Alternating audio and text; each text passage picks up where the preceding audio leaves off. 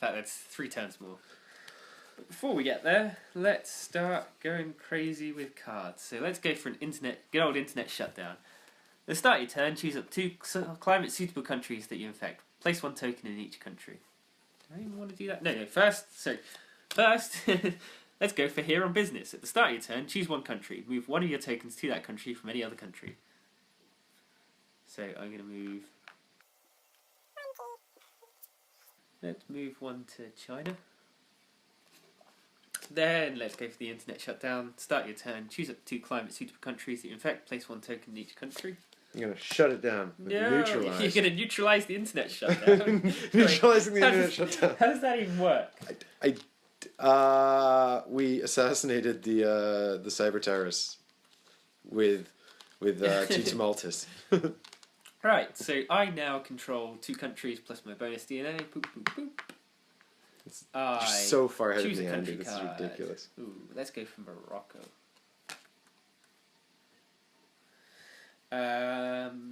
Let's infect.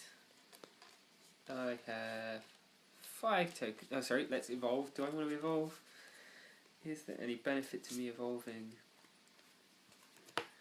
Arguably, I don't need to outbreak anymore. I'm going to replace outbreak with hallucinations. Makes sense for the insanity. Yeah. So I can now place 6 tokens. 1, 2, 3, 4, 5. It says here, occipital lesions created causing severe hallucinations. Victims run around looking for unicorns to hug. See, there is what's A the word god? I'm looking for here.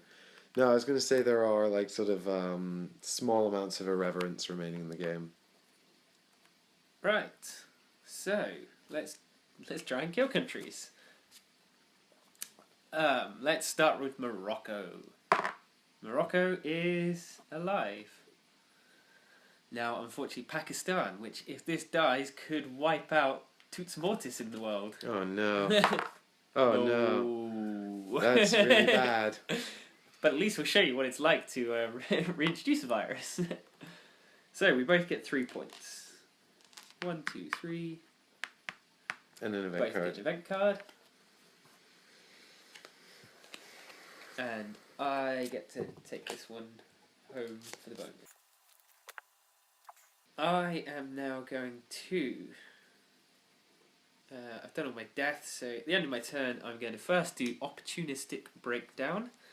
At the end of your turn, devolve a trait. Add its DNA cost back onto your DNA score and draw 2 new trait cards. I feel like I'm going to get rid of hallucinations, even though they only just came in. Get 2 back, and then I draw 2 new trait cards. Pathogen gains significant boost to its ability to efficiently break down and reuse proteins. I'm then going Scare to stuff. go for a government collapse. Fear of the pathogens spreads like wildfire. Unable to maintain order, the country descends into anarchy. At the end of your turn, if you killed any countries, choose 1 country that you infect, place up to 3 tokens in that country. That is going to happen, unfortunately, a government breakdown or government collapse in China. Makes sense. Boom. That is the end of my turn. So, we now have the rule of what happens if a player has no tokens left on the board. If at the start of the turn, poor Toots Mortis has no tokens left on the board, then that player must start their play again before doing anything else. The player chooses a country card from the country deck. You have a choice of Nigeria or Greenland, and places it on the world board. If there are no country cards left to take, the game is already ended. See above. The player then places a token on any country card on the world board, so it doesn't have to be the one you just placed. It can be anywhere. The player must pay a 7-point DNA penalty, and the player takes a turn as normal, starting with DNA phase. It wasn't worth it. So I'm going to take Greenland here and just throw that down in North America. Then I place 1 token on the board anywhere, so I'll go for China, and then I lose 7 points? Yeah. Great, and now I start my turn as normal? Yep. So I'm going to do immune reaction. Oh yeah. At the start of your turn, I choose a country I infect and remove 2 tokens from it. So that's going to be There you go. bye-bye to bury the bacteria from China. This sounds so weird. And then I'm going to do DNA. I control nothing, so I get no points. Country. Have I already done that, or do I do it again? No, you do it again. So this now that the last country has gone, we are now in sudden death mode. So as a reminder, when in sudden death mode, the country phase is skipped, and the game can end in one of two ways. First is Eradicated Plague. If any player has no tokens left on the board, the game ends when the current player has finished their turn. We're both fine for the moment. If a player is unable to move, so they can either not place any tokens or they can't roll a death die, the game ends immediately.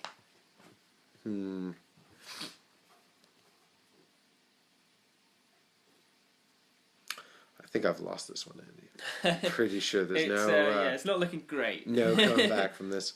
So I think what I'll do is I'll just throw down my 4 infectivity tokens in China and try and take that from you. So, cities. God damn it, Andy! So I can evolve. I guess there's not really much point in doing that because all these points are just added back into the pool at the end anyway. I mean, if I still had that one, mutation, it might be worth it, but just to get some free You probably want points. to keep airborne at the moment. In fact, no, I are don't. you sure you want to kill China? Yeah, because then the game will end and you'll get the victory points for being on the board, but I don't think I'm catching up to No, you because anyway. you can spread further than I can. Yeah, but then you'll gain control of China and take Asia from me. Oh yeah, we'll have joint control, won't we? Yeah, Oh, yeah. and that's also got I more suppose at this countries point on it you than also Indonesia. maybe you don't want to kill China, so you maybe want to discard some of your lethality. I know it sounds No, I want to kill China because if you take China, then you will not only beat me on or neutralize my Asian advantage, you'll also get more cities than me. You'll have the ultimate wipeout bonus. Now you are going to get lucky escape, but I don't know what I can do about that. Plus lucky escape. Well, if I can deny you these, then fine. Furthermore, I just don't think I'm going to catch up to 41 points from my 13. So we'll see. Yeah, fair enough. But let's go and try and kill China. Woo! Anything but a 6. Lethal relapse. I roll again and add +1 to your lethality for that roll. So now anything but a 7. I've done it. Right. So I get 5 and you get 3. So that is. We both get an event card. Wait, that it is actually relevant because the game will not end till the end of your turn. So if there is an end of turn thing, you may be able to. Or my understanding of it is. Well, my understanding of it is that the game will still end, but you might be able to get a few more points on your way out. I don't really know if there are any. I don't really know if there are any. I mean, the game is just going to end. I mean, I've got this card here, but I don't think there's any point in playing it. Just as at the end of your turn, if you killed any countries, choose one country, move up to 3 tokens from it to any other country. No, I don't think. It says infected refugees. People are lucky enough to escape their disease-ravaged country. The countries they are traveling to are not so lucky. Yep.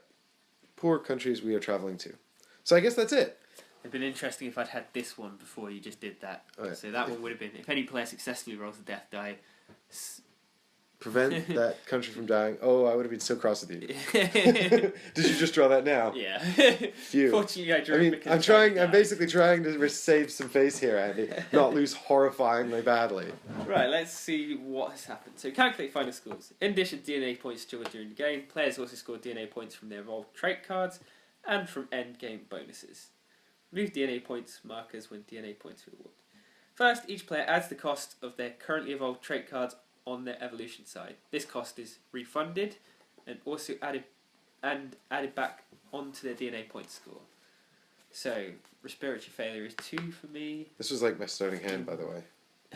That. Well travelled. I can get around. Pneumonia is 12 and insanity is 19. that will put me up to 77.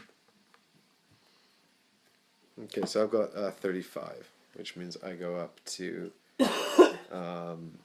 53, right? From 18, yeah. Yeah. I suppose just one thing I thought about here is that if you'd had an event card which could have removed all my tokens from the board, I don't think there are many, I would have then lost out on Lucky Escape. Yeah, but I think it was unlikely. Yeah, that card can't exist. Yeah. That sounds too powerful. Right. So we've done that. Now we're going to do endgame bonuses, right? Yep. It's just the refund and the bonuses for endgame. Okay. That's what it says. Cool. So Lucky Escape. That's +4 points for the most tokens left on the board. So that's +4 for Andy. Then it's Continent Killer. Each player who killed the most countries in that continent gains a bonus. I assume if we're tied, nobody gets a bonus. Yeah, effectively, because it's we both get it. Yeah. Right. So we might as well. I mean, it doesn't say. I can't see it, but it's. Oh yeah, players. Ties mean nothing, right? So so we both get it, but it's. So I think you won South Africa. Or South America. Sorry, South America. I literally won South Africa there as well. You won Africa and South America. Africa and South America. We're drawn for Europe. Yeah. And I won Asia, so that's 2 wins for you. Yep, so that's 12 points is up to 93. I mean, arguably plus Europe, but we'll just cancel that. And then I've got 3 wins, right? Because I've won Europe, Oceania, and... No, wait. We were tied on Europe, right? So I've won Oceania, you're on 2 as well. North America, and Asia. Now I've got 3, because I got North America. Oh yeah, North America, Asia, and... Yeah. So I've got 18. 70... No, yeah, 71? 71. Cool. And then I get Ultimate Wipeout as well, which puts me up to 78. Yeah, that was for China, wasn't it? Yeah, China has 8 cities. Yep. I've also got Indonesia, which has 7. Yep, I don't have any... I've got a 6 at most, so yeah, so then you got 7. 78.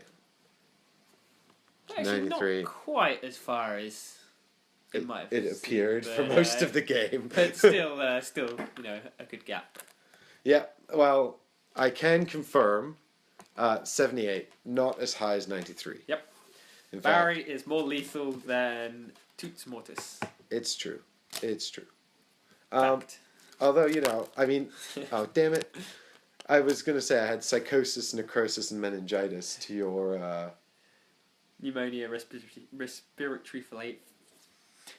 This one continues to defeat one. Andy. That one. And insanity. So, that is, I mean, what did you think about that? It was a very straightforward game. It's definitely a game. I mean, it was nice that it wasn't too complex. I didn't feel there was a huge amount of interaction between us other than events and the odd bit of sort of we'll compete on... yeah, I mean, it's definitely like sort of a territory control game. It's not... It just felt because I didn't have that much spread and because there's only 2 of us, it didn't feel like we were ever competing too much for any of the territory. It felt like with 3 or 4 people there'd be a lot more contention between the areas, there'd be potentially a lot more wiping out. Yeah. That does sound true. Maybe then again you can play with 1. Yeah, so yes, there is rules for 1 where you replace your friend with a plague bot. It says here, can you infect the world? But you can't infect the world because you never play with the full deck of countries. Yeah. So you'll never be able to infect the world because you just don't have all the countries in the game. It's just not possible. I felt like I wanted more. I felt like it felt too light to me. Something lacked. Yeah, it wanted. I felt like either maybe a cure mechanic, where we're sort of forced to choose between competing with each other and putting resources into sort of evading humans, curing us and killing us, like where we have to make hard decisions about whether we're going to focus on defeating our opponent, becoming more deadly and spreading, or sort of trying to avoid human interaction, maybe, or. And maybe you could have both, but I felt like I wanted more out of the evolutions. You know, I felt like this didn't... I felt like especially your board didn't really change very much at all. No. And for me, the traits and that are like sort of the most interesting part of the game, especially in the app.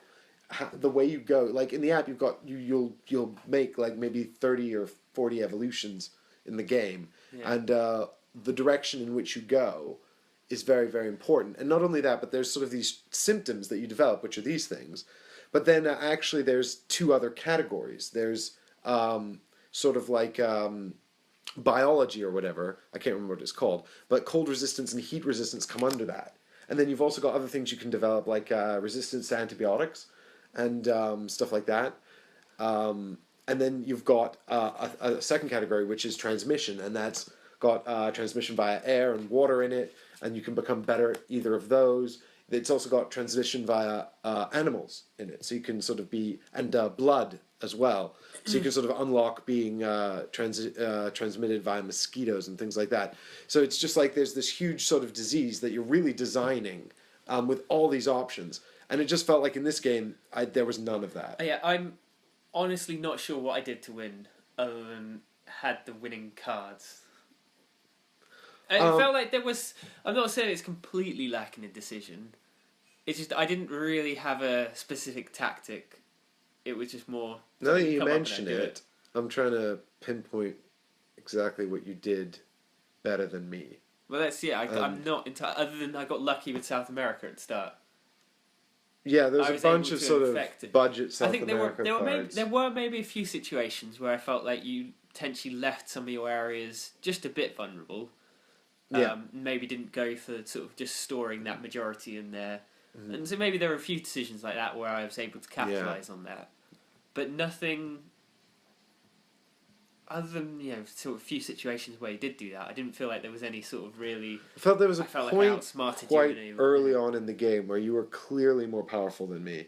And I couldn't quite figure out what it was that had sort of caused that. I think, as you say, it was a combination potentially between the fact that I had the infectivity one. So infectivity seems really key, and I didn't get a lot of it. And the only two cards I got with infectivity, I've dropped one on the floor now, which is meningitis, but they were 11 and 20, so I couldn't actually get any extra infectivity. Maybe something I did over you is that I was spending countries to redraw my trait hand, which, considering you didn't have any infectivity, might have been quite a smart thing to do fairly early on. That's true, and my starting hand was these 5, I'm pretty sure. Maybe something to that effect. Or maybe I had a psychosis and one less of these.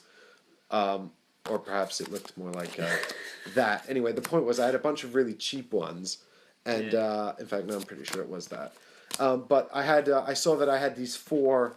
here, that meant that I could essentially sort of go anywhere, and my plan was to sort of try and utilize those to spread out more, but it felt like actually being able to spread out more wasn't super advantageous, especially if you didn't have the lethality and the infectivity to capitalize on it. So really it rewarded balance rather than specialization, and I'm not particularly sure I like that because it sort of limits strategic avenues, It's like, well, what if I want to do this thing, or what if I want to do that thing? No, it'd be better if you just did a bit of everything. Yeah. And then it's like, well, now you've narrowed my options on a trait board that's already feels quite narrow. Like, I've got these 3 abilities, but I have to give them up if I want to get beyond 2. Early on I had waterborne and cold resistance, which means that I've effectively just got these core traits here, which feel really sort of underwhelming. I suppose one thing to mention is that the rules do suggest playing on the bacteria side the first time, but we thought it would be more interesting at least to see both sides. Yeah, absolutely. Now, the virus is actually described as a mini expansion, isn't it? So I'm not even sure if this would come with the retail version of the game. This might be a Kickstarter thing. But I think the bonus that bacteria But they are just double-sided, right?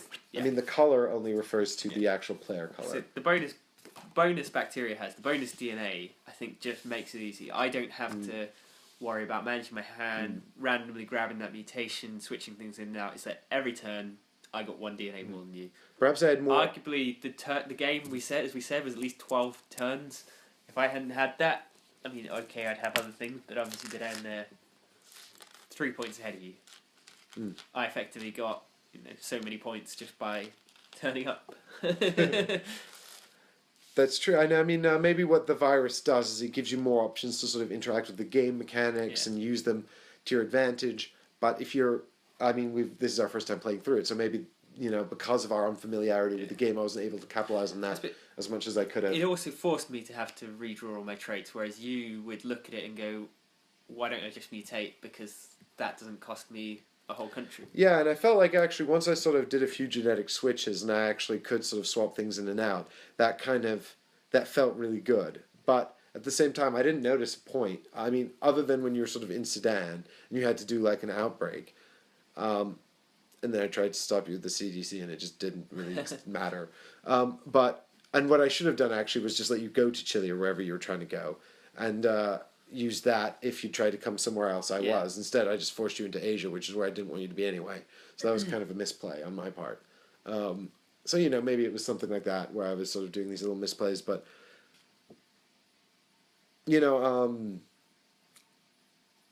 I mean, I guess I felt like I wanted to keep these cards in hand to keep my options open, and maybe that wasn't the best choice because it meant that the only cards I had to increase my core traits were these two sort of quite expensive ones. And again, I'm not even sure how expensive they are in sort of the context of the whole sort of set here. There's a lot of 2 cost.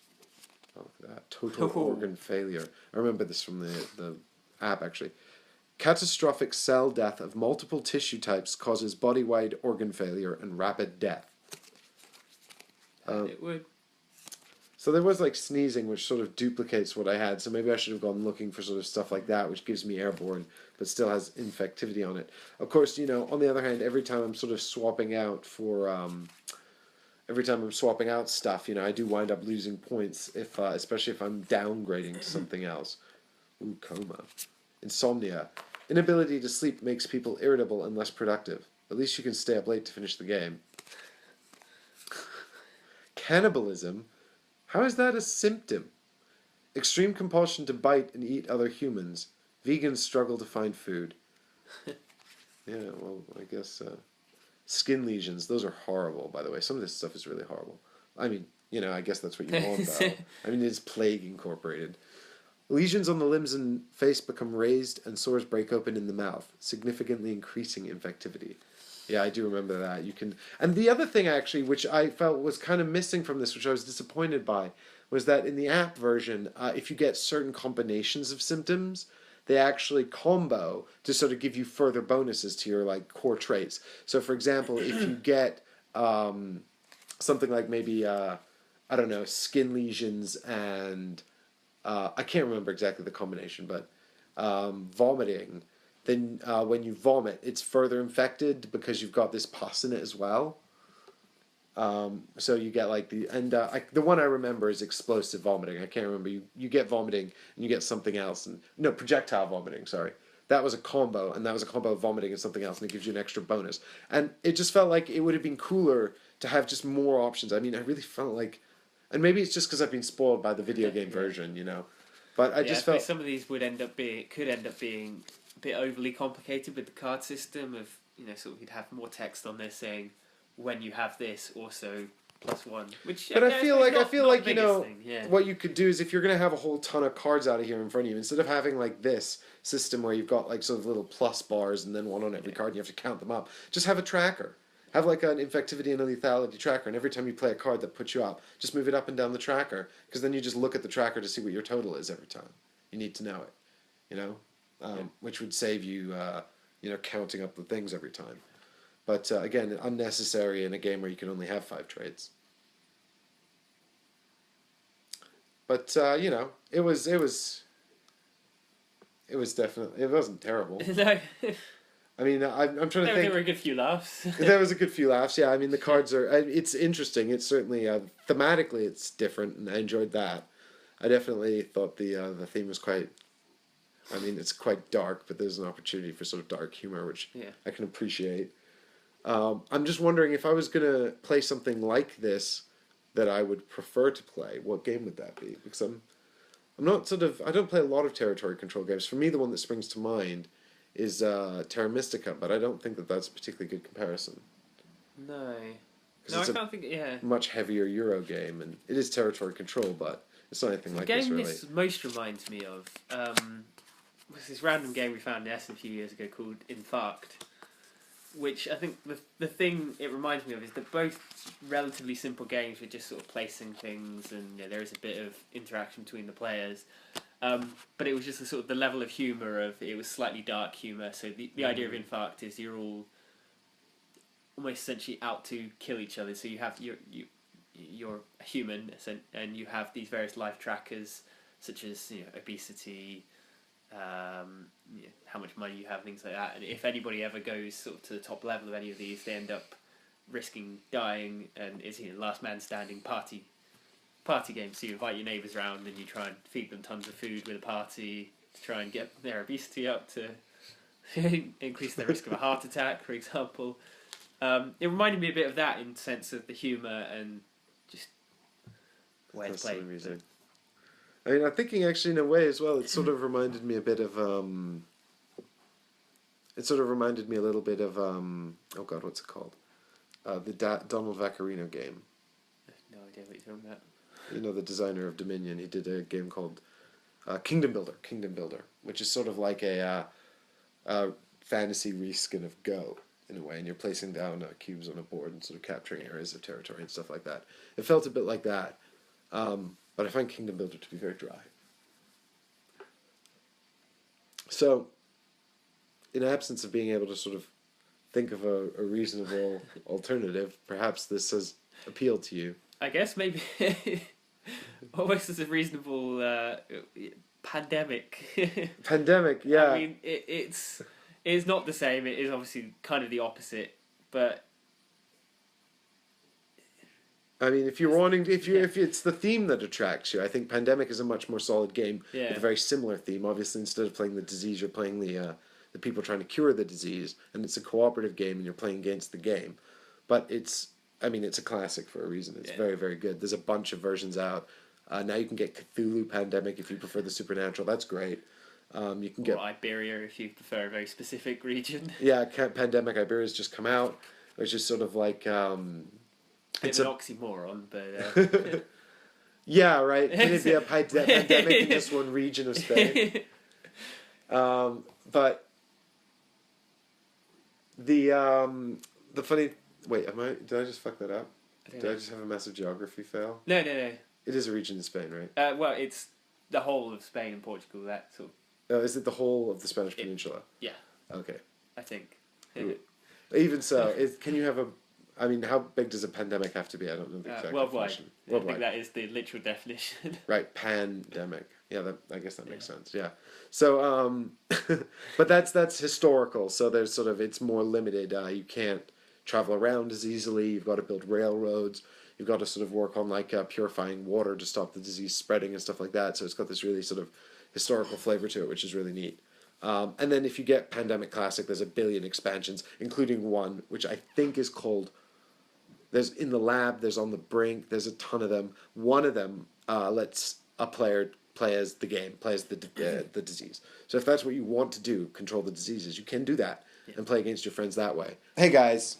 I'm just interjecting into my Plague Incorporated video here. I don't normally do this kind of thing, but I wanted to just insert myself into our breakdown here because I noticed we made a few sort of oversights, especially when we're talking about Pandemic, because we call the game a classic, but I guess it's relatively new. It's from 2008, so that depends on your concept of relativity. And it had a second edition, which I think came out in 2012.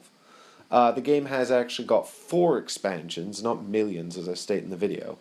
And actually, it's really just sort of 3 big box expansions, which are On the Brink, In the Lab, and State of Emergency, which came out in that order.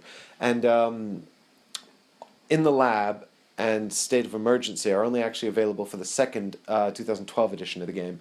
But that's probably the game you'll be getting anyway, unless you've already got it, in which case you probably know what I'm talking about anyway. And then the 4th sort of expansion is actually scenarios, which are added by Z-Man Games, and you can get them on their website. They're free. I think there's a couple of scenarios up now. There might be more. And when I talk about playing as the disease, that's actually a role card, because in Pandemic you all take on roles like researcher and sort of medic and